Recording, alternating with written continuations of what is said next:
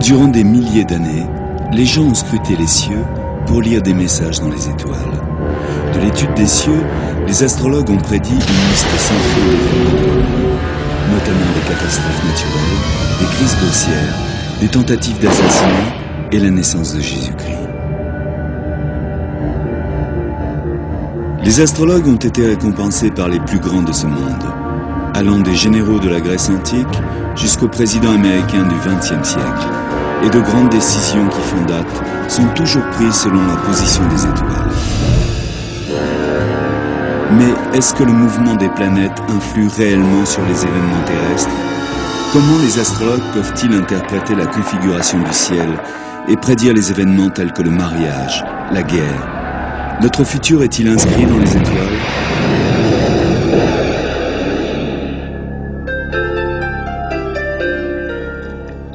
Au XVIIIe siècle, en Angleterre, il y avait deux hommes dont le passé ne pouvait pas être plus différent. L'un était un simple forgeron, l'autre, le roi George III d'Angleterre. En dépit de cela, leur vie était pleine de similitudes. Ils ont hérité de leur père dans le même mois, ils se sont mariés le même jour, ont eu le même nombre d'enfants, ont été malades au même moment et ont encouru les mêmes accidents. Même leurs morts ont été séparés de seulement quelques heures.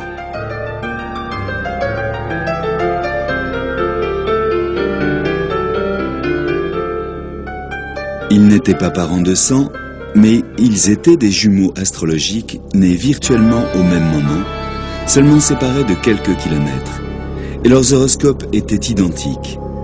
D'après les croyances astrologiques, la similitude des modèles de leur vie était prévisible.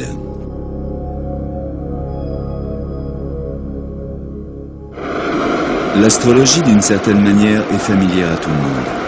Des millions de personnes lisent quotidiennement leurs horoscopes dans les médias, et même le plus sceptique d'entre nous connaît son signe astral. Ce que l'on ne réalise pas forcément lorsque l'on recherche son horoscope dans les journaux est que nous sommes les bénéficiaires de la plus ancienne entreprise intellectuelle de l'histoire de l'humanité. Connue sous le nom de reine des sciences, l'astrologie est notre plus ambitieuse tentation de combiner la science à la philosophie pour obtenir une explication de la destinée. L'astrologie est aussi vieille que les premiers écrits de l'histoire. Cela débuta il y a 5000 ans, lorsque les gens commencèrent à observer et à noter le mouvement des étoiles dans le ciel. Intrigués par leurs observations, ils imaginèrent une relation entre les mouvements dans le ciel et la vie des humains sur Terre. Depuis, les astrologues ont conservé cette connexion entre les planètes et le peuple, mais ne se sont jamais mis d'accord sur le comment et le pourquoi. L'astrologie a traversé le temps. Elle est aussi populaire qu'auparavant et existe n'importe où dans le monde. L'historien Nick Campion de l'université de Cambridge a effectué une étude académique sur l'influence de l'astrologie. L'astrologie, en fait, est infiniment flexible. On ne peut pas nier le fait que c'est l'un des outils les plus précis pour décrire les caractères et pour prédire le futur. Robert Curray est un astrologue important qui attire chaque année des milliers de personnes dans son magasin.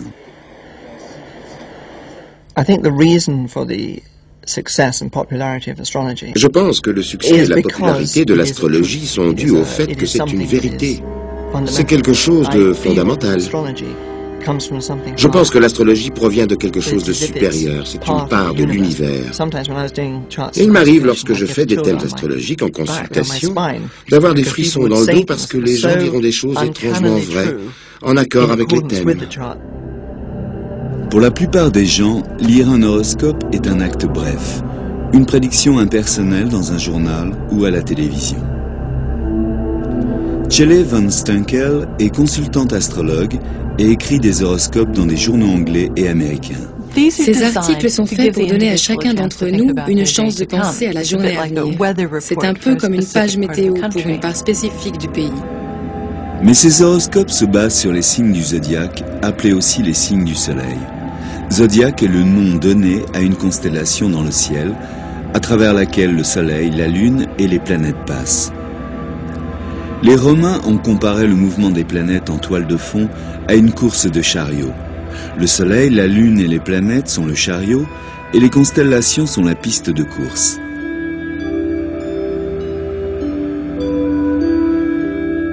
Le zodiaque est découpé en 12 divisions ou signes. Chaque personne née durant les 30 jours, durant lesquels le soleil traverse la division, appartient à ce signe.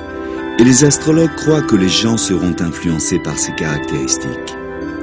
Les prévisions du soleil sont très générales. Néanmoins, les horoscopes dans les journaux connaissent un large suivi. Erin Sullivan, écrivain et formatrice en astrologie, a aussi rempli quelques colonnes dans des quotidiens. Les signes du soleil dans les journaux intéressent des millions de personnes, et c'est souvent pourquoi les gens les achètent. Certaines personnes qui rédigent ces colonnes ont un terrible succès, ils sont très forts. Ils ont un vocabulaire excellent, ils sont capables de très bien modeler le symbolisme. Vous en trouverez qui sont vraiment très bons et d'autres qui sont absolument ridicules. Un véritable horoscope est bien plus qu'une simple description du signe du soleil. C'est un thème astrologique décrivant les influences astrologiques propres à chaque individu. Le graphique est projeté par un astrologue et est appelé un thème natal. Ceci est un plan des positions des planètes à votre naissance. Et c'est la seule carte qui vous définit. Et de cette information, un astrologue peut connaître votre potentiel, quel type de personne vous êtes, le type d'expérience que vous pouvez avoir dans votre vie et comment vous pouvez appréhender certaines difficultés dans votre vie. Les astrologues disent que le thème natal peut révéler si la personne est ouverte, anxieuse, si elle aime la musique, la technique, si elle est émotive, et peut vous indiquer probablement votre type de profession.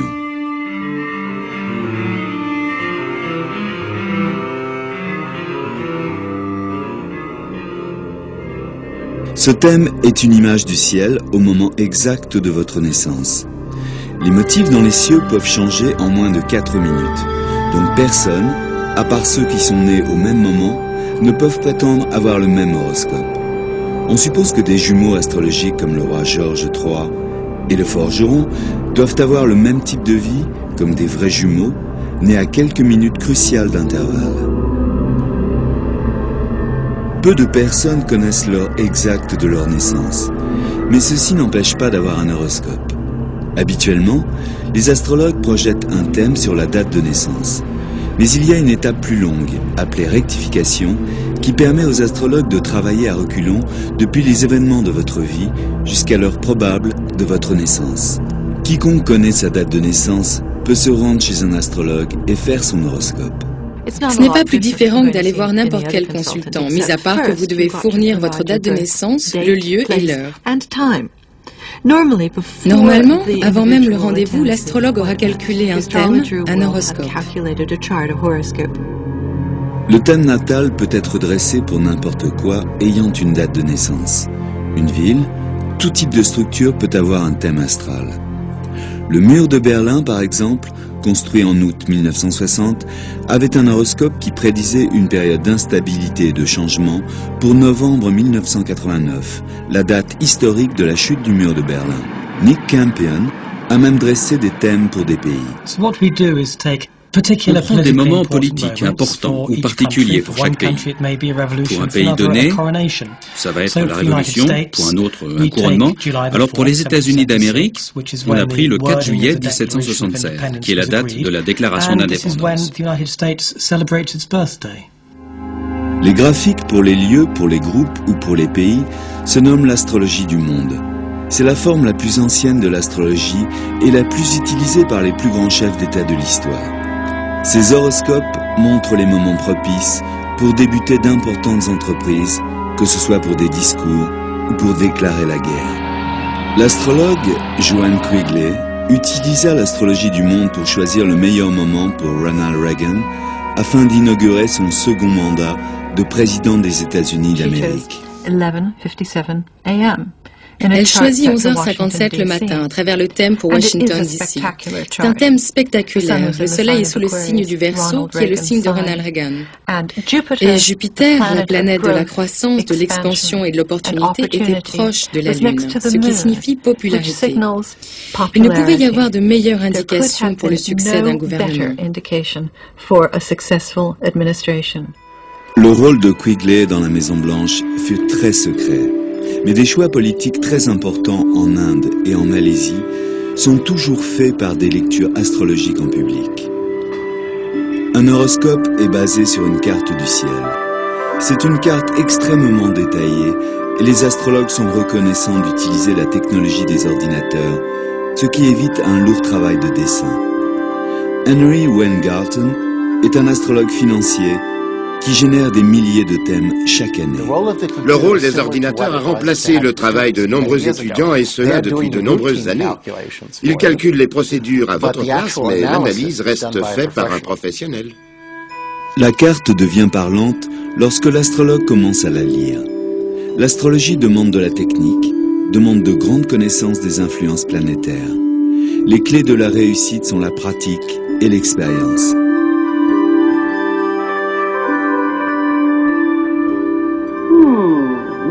Your love life's not very satisfactory. Les astrologues ne prétendent pas qu'un horoscope prédit totalement le futur. Ils disent que les étoiles ne sont pas catégoriques. Elles expriment une tendance. Donc, aucun horoscope ne va déclarer que tel accident va survenir, seulement qu'à un certain moment, un accident est possible. Les astrologues ont pour but de fournir à leurs clients des informations supplémentaires pour les aider à choisir sans restriction. De nombreuses personnes pensent que la lecture d'un horoscope provoque la réflexion et pousse la concentration sur les issues. Ça les aide à prendre des décisions. Comment l'analyse d'une carte du ciel peut-elle influencer les décisions des gens sur Terre? La réponse réside dans la croyance de l'astrologie et l'influence des planètes. Une croyance qui naquit il y a 5000 ans.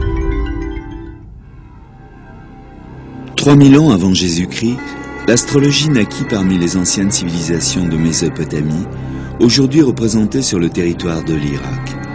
Dans une région appelée Babylone, les premiers astrologues se posèrent sur leur petite colline, Ziggurat, d'une centaine de mètres d'altitude pour observer les étoiles.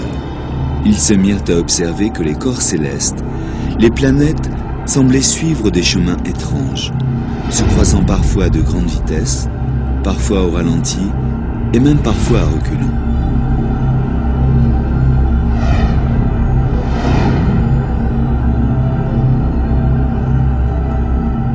Les scientifiques d'aujourd'hui, avec leurs énormes télescopes et leurs sondes spatiales, n'ont fait que confirmer ce que ces anciens ont observé. Que les planètes ont des orbites régulières, qu'elles évoluent sur leur trajectoire, en luminosité et en vitesse. Les Babyloniens ont même observé des correspondances entre ces phénomènes et des événements sur Terre. La philosophie mésopotamienne croyait que le monde entier était vivant. Et par cela, elle signifiait l'univers, la Terre, comme les étoiles. Cette philosophie se perpétua à travers la Grèce classique, Rome, et enfin en Europe durant la Renaissance. Les gens pensaient que la nature leur parlait, et derrière cette nature, il y avait des dieux et des déesses. Selon les Babyloniens, les forces de la nature étendues à l'espace étaient inséparables de la vie terrestre. Ces premiers astrologues ont vu ces planètes comme symbolisant la puissance et les caprices des dieux et des déesses. Chacune des planètes ressemblait en apparence, et d'après ses mouvements, aux caractéristiques de son dieu d'appartenance. Les Grecs et les Romains, après les Babyloniens, ont cru que ces planètes, toutes différentes, influençaient la vie sur Terre. Et que plus une planète fut proche de la Terre, d'après son orbite, plus les gens sur Terre subissaient son influence. Cette idée ancienne de l'influence des planètes, avec des personnalités distinctes, est toujours la pierre angulaire de l'astrologie moderne. est la base de l'interprétation des horoscopes.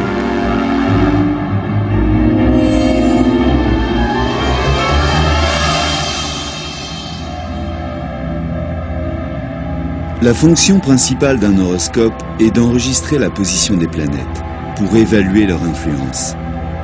Ce thème, l'horoscope de John Fitzgerald Kennedy, est sténographié et développé par les astrologues à travers les siècles. Malgré le peu d'évolution dans le temps de cette sténographie, le mécanisme de dessin des thèmes a été transformé par les ordinateurs. Mais les astrologues continuent à apprendre les techniques traditionnelles en utilisant les tableaux astrologiques.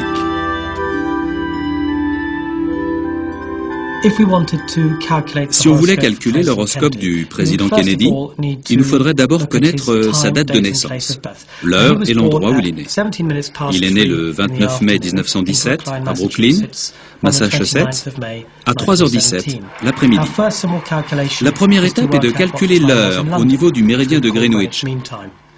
La raison est plutôt simple, toutes les planètes sont calculées à partir de l'heure GMT.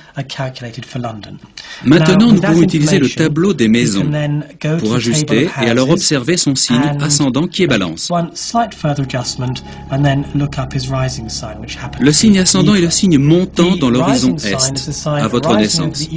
D'après les traditions astrologiques, le signe montant ou ascendant est aussi important pour définir votre horoscope et votre caractère que l'est le signe du Soleil. Pour le thème du président Kennedy, son signe montant est la Balance. On le note attentivement à gauche et on remplit le reste des signes du zodiaque autour du cercle jusqu'au signe de la Vierge.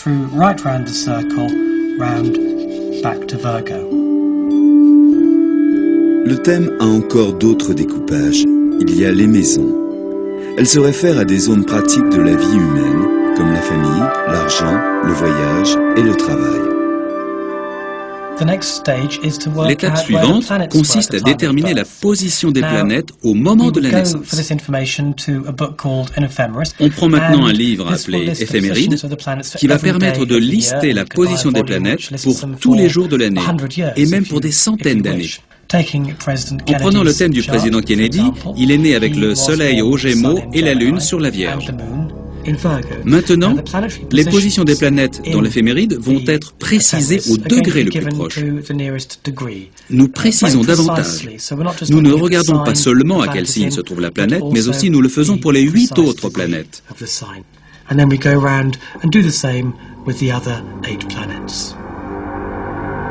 Une fois les planètes enregistrées sur la carte, on peut commencer l'interprétation. L'astrologue doit connaître les influences identifiées pour chaque planète. Pour le thème de Kennedy, les planètes les plus significatives sont Jupiter, la planète des dirigeants et du succès, Mercure, la planète de l'esprit et de la communication, Mars, la planète de la guerre, Vénus, la planète de l'amour, et Pluton, la planète de la mort et de la fin. L'influence des planètes les unes sur les autres peut être aussi importante que leur effet individuel. Un groupement puissant est une des clés du thème de Kennedy. Il est intéressant de voir qu'il avait une très importante conjonction de planètes autour du Taureau. Une conjonction signifie un lien très étroit, en dessous de 8 degrés, avec le signe. Et il a Jupiter, qui est la planète de l'optimisme et de la croissance. Mercure, qui est la planète qui a dirigé son processus mental, ses idées. Et la planète Mars, qui est la planète de la colère et de l'agression, et qui indique la guerre en politique. Le Taureau est un signe qui est très persévérant et têtu, et ne s'écarte pas de ses objectifs. Il trouve une voie et ne l'abandonne pas. Je pense que c'est cet alignement particulier qui indique son succès devant l'Union soviétique à Berlin et à Cuba. En regardant le thème de manière littérale, Mars, dans le temps ancien, dominait avec des arcs et des flèches. Bien sûr, aujourd'hui, il faut voir des missiles. Les angles entre les planètes sont très importants, ou les aspects d'un point de vue astrologique. L'étape d'interprétation qui suit consiste à regarder les aspects des planètes. Les aspects sont des distances précises entre les planètes. Certaines sont difficiles et d'autres plus faciles. En regardant le thème de Kennedy, on voit que la Lune décrit deux aspects difficiles. Un vers Vénus et un vers le Soleil. Entre la Lune et Vénus, cela est très difficile émotionnellement. Et ça peut représenter la profonde attirance qu'il a eue pour Jackie d'une part comme femme et mère de ses enfants et son désir d'avoir des relations avec d'autres femmes.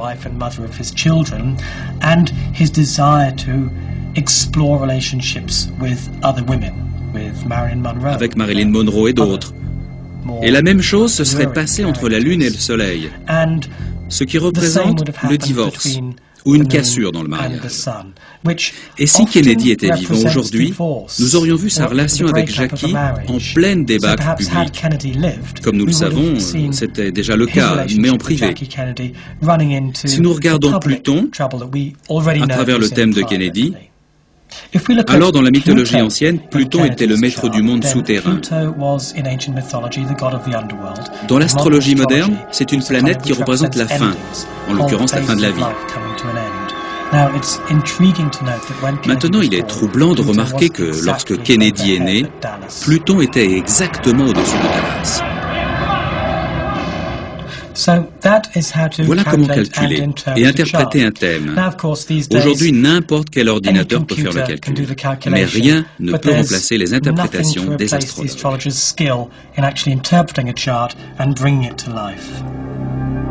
Les astrologues modernes aident souvent leurs clients dans leur vie personnelle. Prédire des événements a toujours fait partie de l'astrologie. Les astrologues les plus réputés ont prédit de grands événements, même le début de nouvelles époques. Il y a à peu près 2000 ans, un petit groupe d'astrologues perses ont observé un événement inhabituel dans les cieux. Ils ont découvert que cela avait été prédit par le philosophe astrologue Zoroaster et qu'il annonçait la naissance d'un nouveau roi. Les astrologues se sont mis en quête, cherchant l'heure et le lieu de naissance de ce nouveau roi, observé par les astres. Mais lorsqu'ils sont arrivés à destination, ils ont trouvé seulement un bébé dans une étable. Les astrologues étaient les rois mages et le bébé était Jésus. L'astronome, le docteur Percy Seymour, a étudié le ciel dans la configuration de la naissance du Christ pour y découvrir ce qui a conduit les rois mages à leur conclusion historique. Il trouva une rare association entre la planète Jupiter, traditionnellement associée au roi, et Saturne, qui fait référence au peuple juif. Ces deux planètes ont en fait effectué une espèce de danse dans le ciel et se sont réunies 3 fois dans une seule année. On appelle ça une triple conjonction. Mais il y a quelque chose d'encore plus significatif. Cela vient de la constellation des Poissons, car le signe du Poisson est associé avec la zone de Bethléem. Une triple conjonction du Poisson ne se produit qu'une fois tous les 900 ans. Et je pense qu'ils se sont dit que ce devait être un roi d'origine juive qui devait naître à Bethléem. Donc, ils sont partis à la recherche de ce roi. Ils ont même peut-être utilisé les recensements à l'époque pour trouver quel enfant était né au bon moment. Et ils ont dû dire à la mère qu'il était né pour devenir le roi des Juifs. Lorsqu'un enfant devait naître dans une lignée royale, une personne était plus anxieuse que le père. C'était l'astrologue de la cour. Au palais de Macédoine, 356 avant Jésus-Christ, la cour attendait le nouvel enfant du roi Philippe II et Olympias, la femme de Philippe, était sur le point d'accoucher. L'astrologue supplia Olympias d'essayer de retarder le plus possible la naissance. Et si elle le faisait, son enfant allait avoir un horoscope extraordinaire et allait devenir un des plus importants chefs d'État du monde. Olympias arriva à faire ce que l'astrologue lui demanda, et son fils naquit en plein dans son horoscope. Olympias venait de donner la vie à Alexandre le Grand.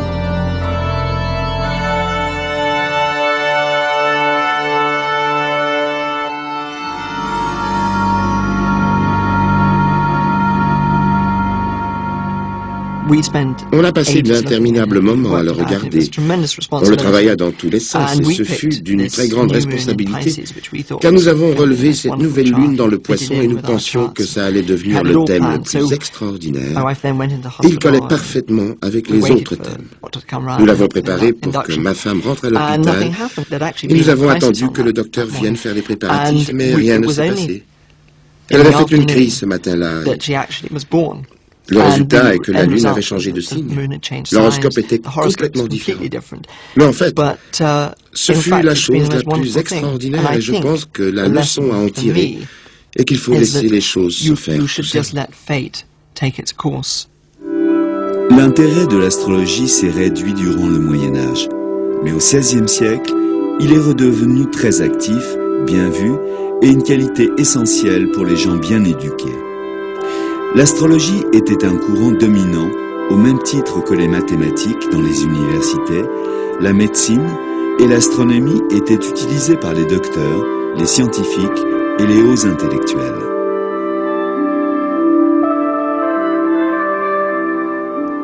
L'un des astrologues les plus connus de toute l'histoire de l'astrologie était John Dee, qui était l'astrologue privé de la reine Élisabeth Ier d'Angleterre. Et on peut dire qu'il est responsable de certaines des plus capitales décisions prises durant l'un des plus importants règnes de l'histoire de l'Angleterre. Le travail de Dee a aussi consisté à être un espion pour Élisabeth. Mais l'astrologie, et non la politique étrangère, était le fer de lance de sa fonction auprès de la reine. Il choisit des dates propices pour tout événement important. Un de ses plus grands succès fut en 1588, lorsqu'il conseilla Élisabeth sur le moment de la confrontation victorieuse de l'Angleterre sur l'armada espagnole. Il a dû regarder la planète Mars, qui était la planète de l'Angleterre. Et si elle était plus forte que Jupiter, celle de l'Espagne, il déclara que l'armada serait vaincue. C'est un fait. Il a dû regarder d'autres facteurs comme Mercure qui contrôle les vents et a dit « l'armada pourrait être balayée par les vents ». Et c'est ce qui se passa en réalité. C'est l'apogée de l'astrologie. Dans les années 1600, il y avait plus de 200 astrologues très connus travaillant à Londres. Les gens allaient voir un astrologue lorsqu'ils étaient malades, quand ils avaient subi une perte ou un retournement de fortune, ou lorsqu'ils envisageaient un mariage ou des affaires commerciales. Le premier horoscope hebdomadaire date de cette époque. Il se nommait « Le message des étoiles », écrit par William Lilly, devenu fameux pour avoir prédit le grand fléau et le grand incendie de Londres. William Lilly pratiqua l'astrologie, orrery, une ancienne méthode conçue pour répondre à des questions spécifiques, par exemple si une relation conduira au mariage, et même l'endroit où une bague a pu être égarée. Au XXe siècle, le tour est bouclé et nous retrouvons des astrologues particuliers auprès de chefs d'État et des gens ordinaires recherchant un conseil au travers de l'horoscope d'un journal ou allant voir l'astrologue du quartier. Ils ont des décisions à prendre et ils utilisent l'horoscope pour s'aider. Durant la Seconde Guerre mondiale, Hitler utilisa secrètement l'astrologue Karl Kraft. Les Alliés, l'ayant découvert, en ont fait de même. Ils espéraient obtenir les mêmes conclusions que Kraft. Lorsque Kraft compara le thème de Rommel et celui de Montgomery, juste avant la campagne d'Afrique du Nord, il pouvait voir que les Anglais étaient certains de gagner. La réaction d'Hitler fut de mettre Kraft en prison et de poursuivre la malheureuse campagne.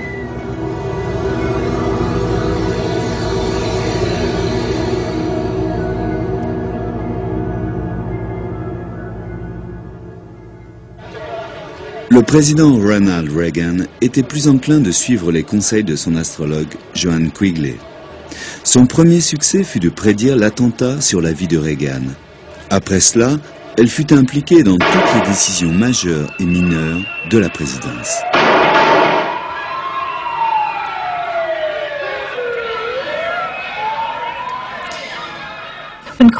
Lorsque Quigley était au travail, ses calculs avaient la précision de l'heure du décollage de l'avion présidentiel Air Force One pour des conférences au sommet. Et le message allait et venait de Quigley au bureau du président sans cesse jusqu'à l'obtention exacte de l'heure du décollage de l'avion pour tel ou tel rendez-vous au sommet. Et il s'exécutait.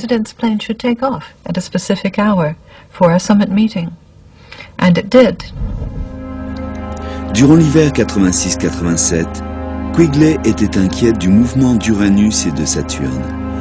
Elle l'interpréta comme un danger d'assassinat. Durant 4 mois, Reagan est resté à l'intérieur de la Maison-Blanche et n'en sortit qu'une fois pour s'adresser aux Américains. Chaque événement de la vie du président était minuté par l'horoscope. Mais en quoi l'horoscope a aidé Reagan dans ses grandes décisions de président? C'est John Quigley qui a dit à Ronald Reagan qu'il pouvait faire des affaires avec l'Union soviétique. Durant la première partie de sa présidence, Reagan était contre cet empire du diable. Et il y avait cette course à l'armement. C'est alors que John vint avec l'horoscope de Gorbatchev et dit à Reagan « Regardez, c'est un homme avec qui vous pouvez faire des affaires. » Ronald Reagan utilisait l'astrologie pour prendre des décisions qui ont changé l'histoire du monde. Mais des millions de gens ordinaires utilisent l'astrologie dans leur vie de tous les jours. Et ceci pour tout type de raisons. L'astrologie se veut perspicace. Et il n'existe pas de domaine dans la vie où la perspicacité, donc l'astrologie, ne peut être utilisée. L'astrologie peut aider, de la recherche d'un porte-monnaie à la planification d'un voyage. L'horoscope a solutionné les problèmes personnels de beaucoup de gens. Les astrologues pensent qu'un thème astral peut vous aider à vous connaître et ainsi être mieux préparé à affronter les défis. L'horoscope est le document le plus égocentrique imaginable. Une carte de l'univers avec l'individu au centre. Pour de nombreuses personnes, ce thème permet de révéler le passé, le présent et le futur. Diana a utilisé l'astrologie assez souvent, et autant que l'on puisse dire avec succès. Elle est née avec le soleil au cancer, qui représente l'attention, la compassion, le côté émotionnel de son caractère, mais aussi son côté timide et réservé. Les astrologues expliquent mieux la personnalité de la princesse Diana à travers son thème astral. Son thème est l'image de son enfance, et la lune opposée à Uranus indique une enfance tumultueuse. En effet, sa mère est partie soudainement, alors qu'elle était encore une enfant. Et elle héritait d'une belle-mère pas tout à fait aimée très peu de temps après. Cette position de la Lune sur Uranus dans son thème explique sa tendance à réagir soudainement, attitude qu'elle avait encore adulte.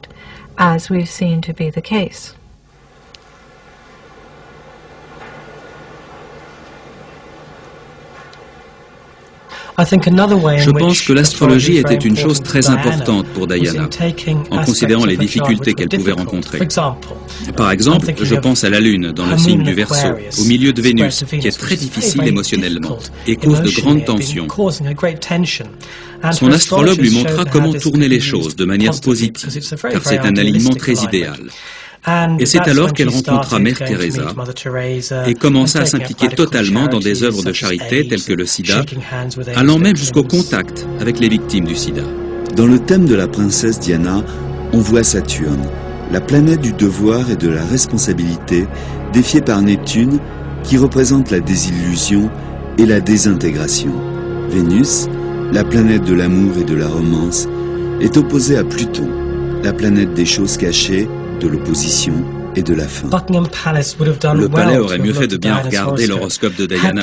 Ils auraient vu qu'elle ne pourrait jamais se contenter d'une situation tendue, qu'elle ne pouvait pas simplement obéir à des règles. Ils auraient même pu s'en servir dans la situation, la rupture du mariage tout simplement, beaucoup plus positivement.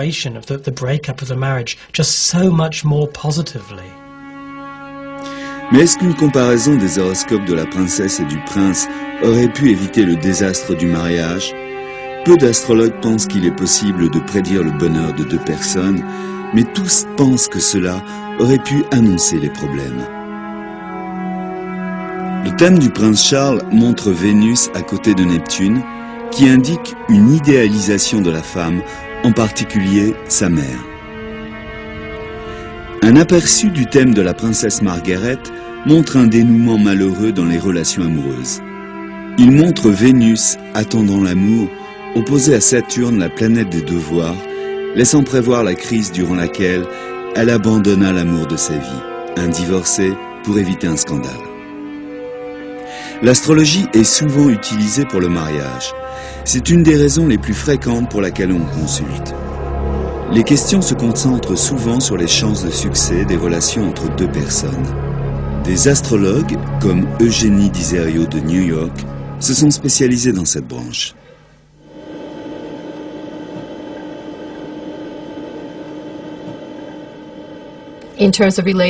Dans une relation, l'astrologie peut être très révélateur de la nature et du comportement. Bien sûr, beaucoup de gens ont des problèmes, vous savez, et ils disent « c'est mon anniversaire et c'est celui de ma partenaire, et notre relation est un désastre. Est-ce que vous avez une solution pour nous aider ?» Et nous regardons si dans les signes astrologiques il y a conflit ou s'il y a des choses que les gens doivent changer. Pour aider les gens dans leurs difficultés, Eugénie propose un service de datation astrologique qui traite les compatibilités astrologiques sur Internet. Certaines personnes vont voir un astrologue pour un conseil médical, habituellement en parallèle de la médecine conventionnelle. La médecine et l'astrologie sont liées depuis des milliers d'années. Chaque partie du corps est représentée par une sous-partie du zodiaque et les horoscopes révèlent des problèmes potentiels de santé. La médecine n'est pas le seul domaine où l'astrologie est présente.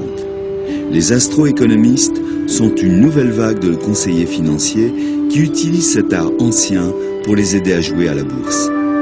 Certains investisseurs utilisent l'astrologie comme une information conventionnelle pour prédire les marchés. Henry Weingarten a de nombreux succès à son crédit. Nous avons des preuves que ça fonctionne. J'ai prédit la chute du marché de Tokyo il y a 2 ans et demi, à 2 jours près. À Wall Street, les gens sont très intéressés. Est-ce que ça marche? Quelle est la pertinence de l'information? Combien d'argent je peux gagner? Ce ne sont pas des prédictions directes. Chaque décision se base sur une douzaine d'autres. Il arrive que des centaines de thèmes soient interprétés et collectés par l'astrologue.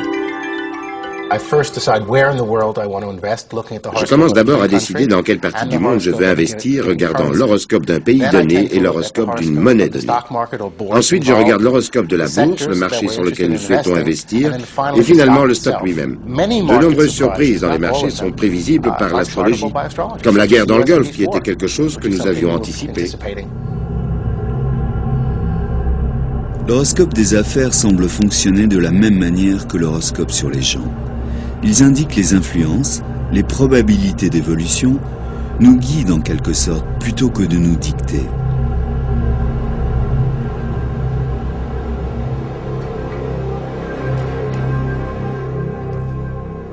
Il n'y a pas de doute sur l'efficacité de l'astrologie. Pour ceux qui l'utilisent dans ce sens, les autres sont moins convaincus. Les scientifiques ont du mal à croire en un système qui n'a pas d'explication à proposer. Mais les astrologues ont un autre moyen à offrir pour convaincre. L'évidence statistique.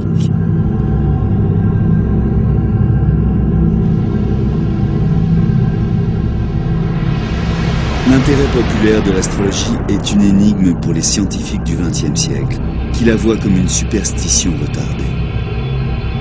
Dans les années 50, un Français, Michel Gauquelin, scientifique et statisticien non convaincu par l'astrologie, réfuta une étude statistique dans laquelle l'écrivain astrologue Léon Lasson avait mis en rapport l'horoscope avec le choix de carrière. À sa surprise, il confirma les conclusions de Lasson. Il répéta même son étude et trouva des résultats encore plus significatifs. Il trouva un résultat très intéressant en étudiant des hommes qui avaient réussi dans la profession médicale, gagné des prix et fait des découvertes scientifiques. Il a découvert que tous ces hommes étaient nés principalement quand Saturne et Mars avaient atteint leur plus haut point dans le ciel.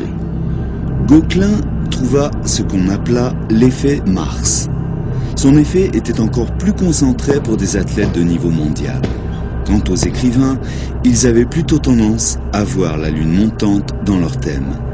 La chose frappante pour les étudiants en astrologie est que ces découvertes se basent sur des croyances traditionnelles sur les influences planétaires.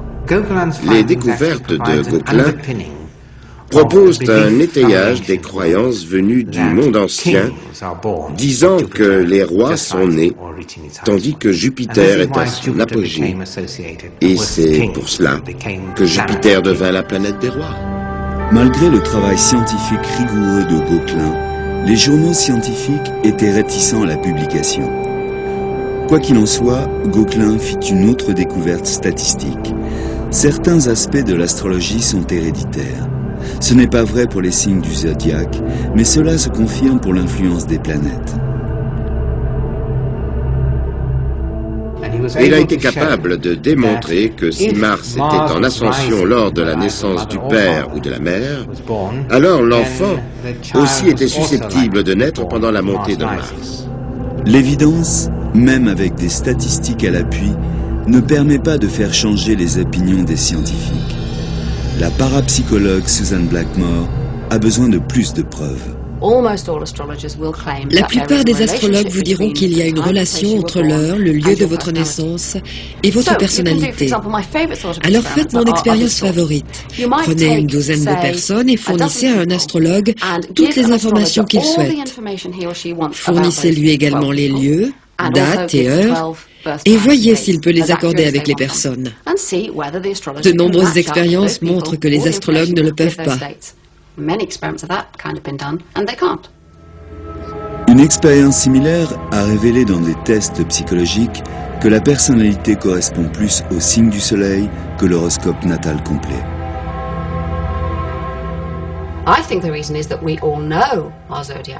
La raison est que nous connaissons tous notre signe zodiacal.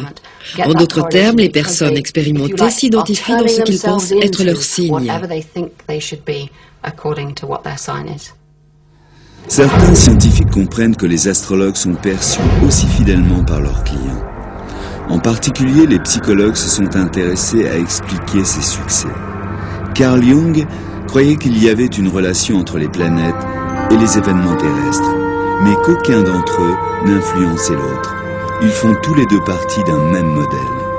Bob Breyer a une théorie différente de la manière dont les astrologues obtiennent leurs résultats. Cela n'a rien à voir avec les étoiles, c'est quelque chose d'autre, et c'est probablement la perception extrasensorielle. Si l'astrologie fonctionnait exactement comme le prétendent les astrologues, il y aurait une corrélation directe entre la position des cieux au moment de votre naissance et vos actions ultérieures. Et alors, le meilleur astrologue serait un ordinateur. Mais j'ai le sentiment que nombre d'astrologues pensent qu'il n'est pas possible de le faire seulement avec un ordinateur. Et c'est alors que l'interprétation devient la perception extrasensorielle. De nombreux psychologues maintiennent que de bons astrologues, ceux qui impressionnent leurs clients avec l'exactitude de leurs analyses, ceux qui peuvent pointer des zones à problème, en fait, combinent plusieurs compétences. Ils peuvent par exemple être très forts en reconnaissant des signaux inconscients émanant de leurs clients, ou bien tout simplement être doués pour dire à leurs clients ce qu'ils souhaitent entendre. Je pense que le pouvoir de l'astrologie réside dans le désir de se reconnaître dans les descriptions qui leur sont exposées. Donc, par exemple, si je vous dis des choses que vous souhaitez entendre, vous êtes confiant, mais en fait, vous êtes plus tracassé qu'il n'y paraît. Maintenant, presque tout le monde vous dira que c'est vrai pour eux, mais pas sur d'autres personnes, parce que vous ne réalisez pas que tout le monde est comme cela. Vous pouvez assez facilement croire que l'astrologie est bien plus vraie qu'elle ne l'est en réalité. Mais les astrologues sont également convaincus qu'un horoscope a ses propres vérités. Leur position est que de bons astrologues obtiennent des résultats parce qu'ils sont expérimentés dans la lecture des thèmes. On m'a demandé de faire un thème en cadeau pour un homme, quelqu'un que je n'avais jamais rencontré. Ayant l'heure de sa naissance, la date et le lieu, je fis donc une cassette pour lui et lui envoya par la poste et n'y pensa plus.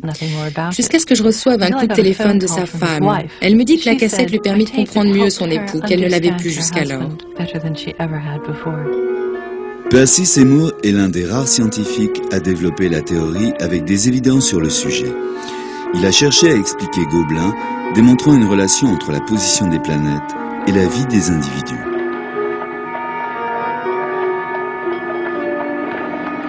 La théorie de Seymour est qu'il existe un magnétisme entre les planètes et les sens humains.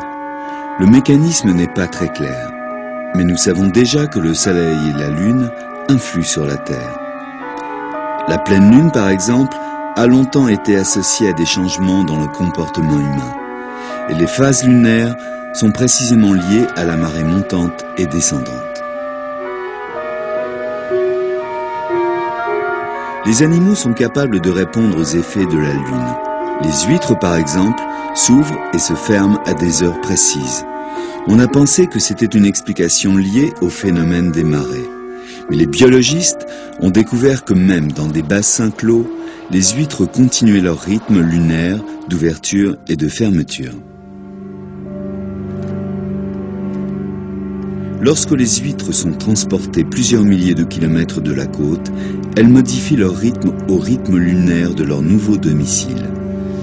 D'une façon comme d'une autre, dans leur bassin coupé de lumière, elles peuvent détecter et répondre aux phases de la Lune.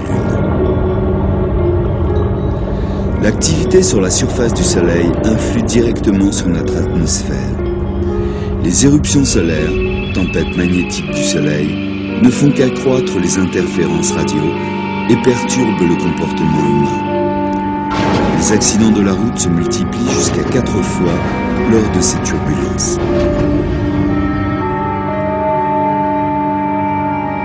Les scientifiques admettent que les animaux et les humains peuvent détecter des signaux de voisins proches et puissants comme le Soleil et la Lune. Mais, et concernant les planètes qui sont nettement plus éloignées de la Terre, Percy Seymour a une théorie pour l'influence des planètes. Nous savons tous que le Soleil et la Lune ont des influences sur la Terre. Comment les planètes peuvent entrer dans ce scénario? Comment peuvent-elles jouer un rôle alors qu'elles sont si éloignées de nous? Et leur éloignement provoque sur nous une si petite influence. Je pense que c'est là que le Soleil intervient. Le Soleil peut influencer les faibles forces des planètes et ces infimes forces peuvent être amplifiées par le champ magnétique du Soleil, de sorte que le Soleil peut perturber sous forme de violents orages, par exemple. Ceci affecte le champ magnétique de la Terre et, puisque ce champ magnétique terrestre influe sur une grande variété d'organismes, il peut également influencer l'espèce humaine. L'idée de Seymour est que le système nerveux humain et animal réagit comme des capteurs pour détecter les vibrations du champ terrestre. Une symphonie complexe, orchestrée par le système solaire, constamment en mouvement. Les premiers signaux sont gravés dans notre système nerveux encore vierge, avant même que l'on vienne au monde. Je pense que durant les 9 mois de grossesse, lorsque le fœtus est toujours dans l'utérus, il développe un système de capteurs aériens, qui est le système nerveux, qui assimile les tons, les mélodies, des musiques magnétiques provenant du système solaire. À la naissance, la majeure partie des informations lui viendra de ses 5 sens. Mais il se peut que dans sa vie à venir, l'individu enregistre les thèmes et les mélodies de la symphonie qu'il entendait lorsqu'il était dans l'utérus. Et il sera prédisposé à réagir d'une certaine manière. Le débat continue, mais tandis que les scientifiques discutent, les astrologues sont encore plus populaires que durant les 3 derniers siècles. Nous ne savons toujours pas encore s'il existe des bases scientifiques pour l'astrologie, mais durant des siècles, le même message a émergé encore et encore. Les planètes font partie du même système solaire que la Terre, et d'une façon comme d'une autre, leur influence est ressentie dans la vie des humains. Pour les milliers d'astrologues qui aident leurs clients à se concentrer sur leur vie et leurs problèmes, les étoiles ont plus qu'une charitable présence dans la nuit. Elles sont les gardiennes de nos forces et de nos faiblesses, de nos désirs, de nos ambitions. Elles sont notre destinée.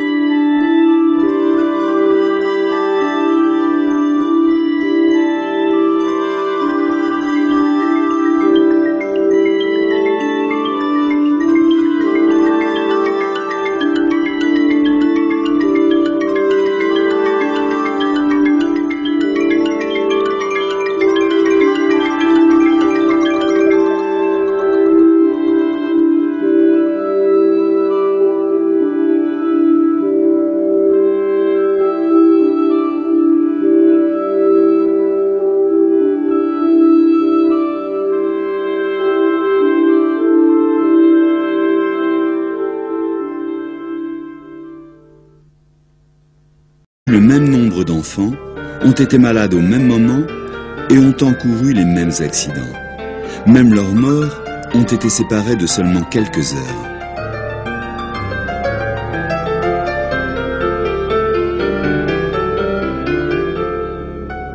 Ils n'étaient pas parents de sang, mais ils étaient des jumeaux astrologiques nés virtuellement au même moment, seulement séparés de quelques kilomètres. Et leurs horoscopes étaient identiques. D'après les croyances astrologiques, la similitude des modèles de leur vie était prévisible.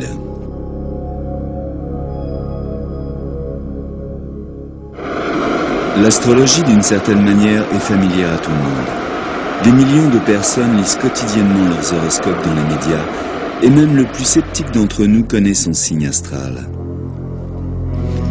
Ce que l'on ne réalise pas forcément lorsque l'on recherche son horoscope dans les journaux est que nous sommes les bénéficiaires de la plus ancienne entreprise intellectuelle de l'histoire de l'humanité.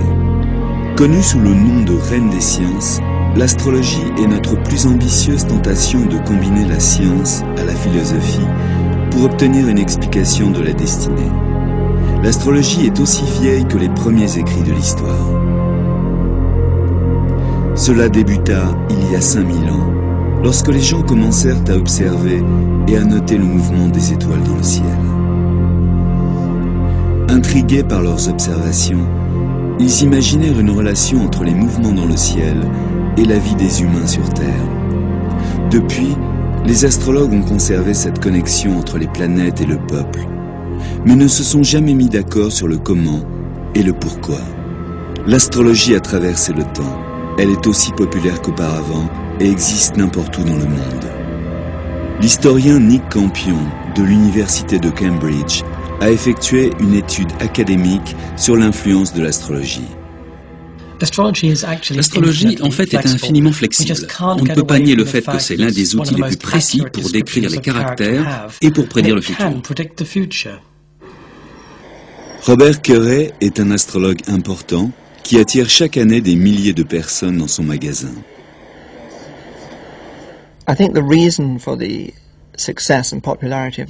Je pense que le succès et la popularité de l'astrologie sont dus au fait que c'est une vérité.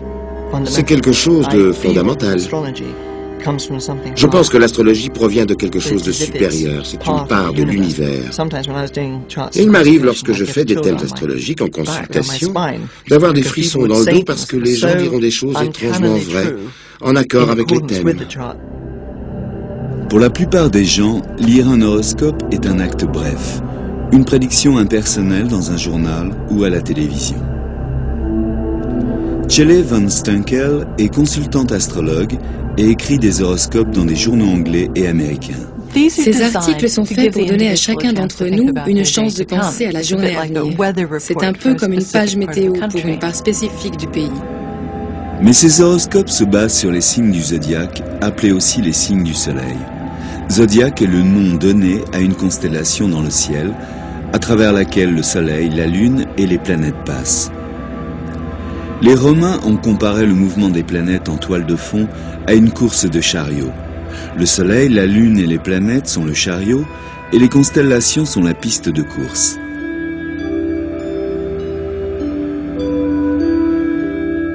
Le zodiaque est découpé en 12 divisions ou signes. Chaque personne née durant les 30 jours, durant lesquels le soleil traverse la division, appartient à ce signe. Et les astrologues croient que les gens seront influencés par ces caractéristiques.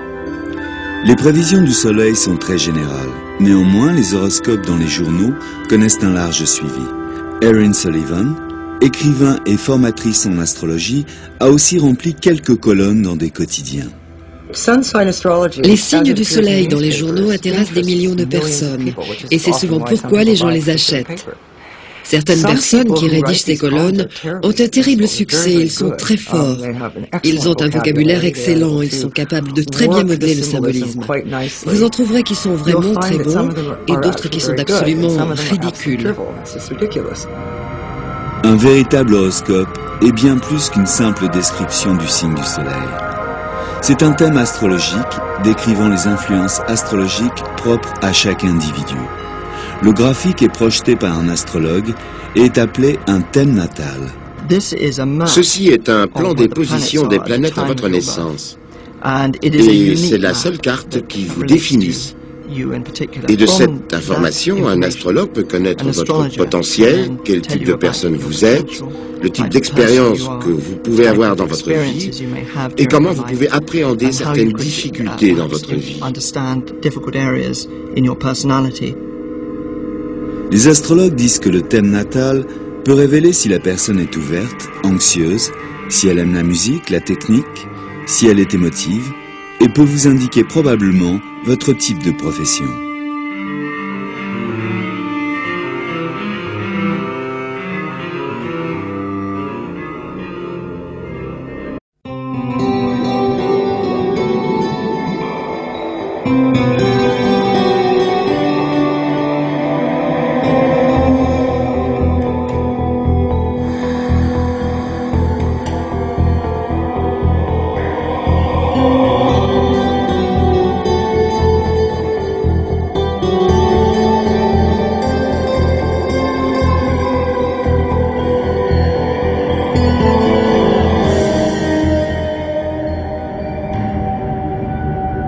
Durant des milliers d'années, les gens ont scruté les cieux pour lire des messages dans les étoiles.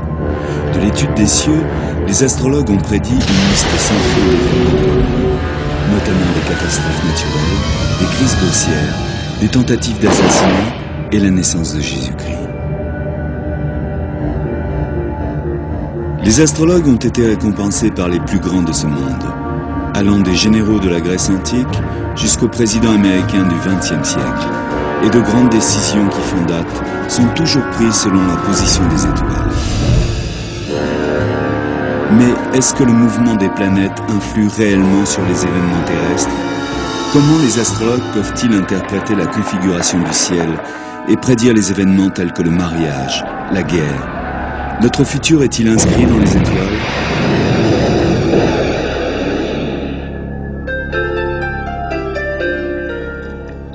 Au XVIIIe siècle, en Angleterre, il y avait deux hommes dont le passé ne pouvait pas être plus différent. L'un était un simple forgeron, l'autre, le roi George III d'Angleterre. En dépit de cela, leur vie était pleine de similitudes. Ils ont hérité de leur père dans le même mois, ils se sont mariés le même jour, ont eu... Ce thème est une image du ciel au moment exact de votre naissance. Les motifs dans les cieux peuvent changer en moins de 4 minutes. Donc personne, à part ceux qui sont nés au même moment, ne peuvent prétendre avoir le même horoscope. On suppose que des jumeaux astrologiques comme le roi George III et le forgeron doivent avoir le même type de vie comme des vrais jumeaux, nés à quelques minutes cruciales d'intervalle. Peu de personnes connaissent l'heure exacte de leur naissance, mais ceci n'empêche pas d'avoir un horoscope. Habituellement, les astrologues projettent un thème sur la date de naissance. Mais il y a une étape plus longue, appelée rectification, qui permet aux astrologues de travailler à reculons depuis les événements de votre vie jusqu'à l'heure probable de votre naissance. Quiconque connaît sa date de naissance peut se rendre chez un astrologue et faire son horoscope. Ce n'est pas plus différent que d'aller voir n'importe quel consultant, mis à part que vous devez fournir votre date de naissance, le lieu et l'heure. Normalement, avant même le rendez-vous, l'astrologue aura calculé un thème, un horoscope. Le thème natal peut être dressé pour n'importe quoi ayant une date de naissance. Une ville, tout type de structure peut avoir un thème astral. Le mur de Berlin, par exemple, construit en août 1960, avait un horoscope qui prédisait une période d'instabilité et de changement pour novembre 1989, la date historique de la chute du mur de Berlin. Nick Campion a même dressé des thèmes pour des pays. On prend des moments politiques importants ou particuliers pour chaque pays. Pour un pays donné, ça va être la Révolution, pour un autre, un couronnement. Alors pour les États-Unis d'Amérique, on a pris le 4 juillet 1776, qui est la date de la Déclaration d'indépendance.